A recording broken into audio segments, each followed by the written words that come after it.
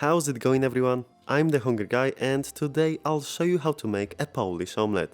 Now, during the course of this video, you will very likely think that this isn't an omelette, this is a bloody pancake, you muppet. And you would be absolutely right. I reckon we were drunk on vodka, as Polish people tend to be, when we were translating it and just left it as is. Nevertheless, this is still a great recipe that will leave you with a pair of delicious, fluffy, scrumptious pancakes that will make your day, so stay tuned. First things first, you need to mix your dry ingredients. Take 180 grams of plain flour, a pinch of salt, half a teaspoon of baking powder, and a quarter teaspoon of bicarbonate of soda. Baking powder and bicarb are only part of what makes the pancake fluffy. Whisk them to distribute your powders evenly and set aside. Now you need to separate 2 large eggs. Make sure to not get any yolk into your whites. Add your 2 yolks and 150 grams of Greek full-fat yogurt and 200 milliliters of whole milk to your dry ingredients and whisk vigorously until homogenized. Don't worry if you have some lumps, it will still taste great.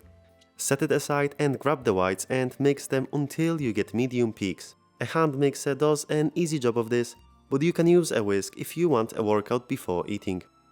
Now you need to fold a third of your whites into the batter. You are basically lifting the batter from the bottom and covering the whites until it's incorporated. You can also give it a couple of stirs here and there to break it down. It won't have much impact on the end result. Add the rest of the whites and fold again and start preheating your pan on a medium-high heat. Once your pan is hot, add a tablespoon of olive oil and a tablespoon of butter.